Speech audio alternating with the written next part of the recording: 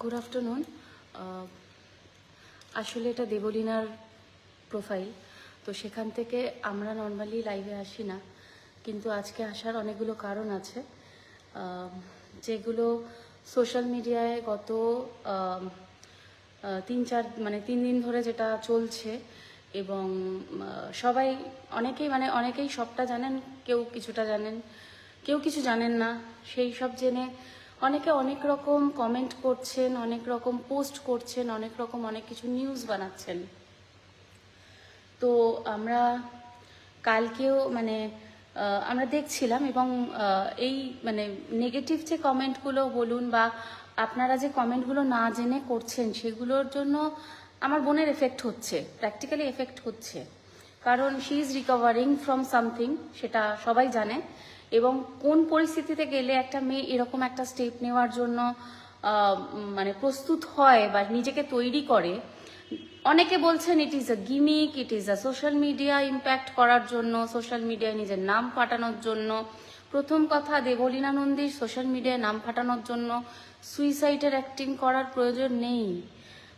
দ্বিতীয় বক্তব্য, একটা মানুষ যখন অ্যাক্টিং করে 4-5টা গুলি খায়, ট্যাবলেট খায়।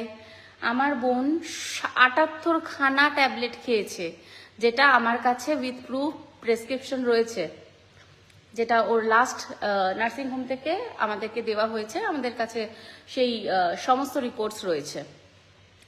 থার্ড জিনিস, অনেকে বলছে দুতরফা জানা উচিত। হ্যাঁ, ডেফিনেটলি আপনারা দুতরফা জানতেই পারেন, কিন্তু আমরা যারা খুব কাছের মানুষ, আমরা যারা ওর ঘরের মানুষ, ওর বন্ধুরা যারা অনেকেই রয়েছে, অনেকের কাছে বহু ঘটনা, 1 বছর 1.5 বছরের ঘটনা কখনো 10 মিনিটে বা 5 মিনিটে বলা সম্ভব নয়।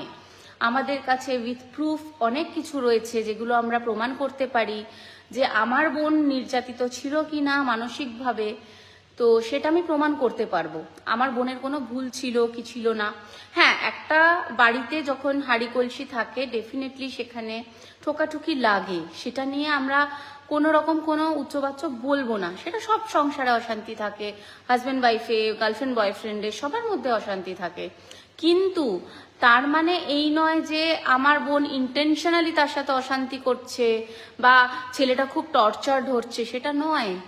কিন্তু উপরন্তু উল্টোটা হয়েছে, এবং ওকে মানসিকভাবে প্রচুর স্ট্রেস দেওয়া হয়েছে। এর আগেও বহু ঘটনা ঘটেছে, যেগুলো আমরা আমি অনেক দিন ধরেই ওকে বলেছি যে সবাইকে জানা।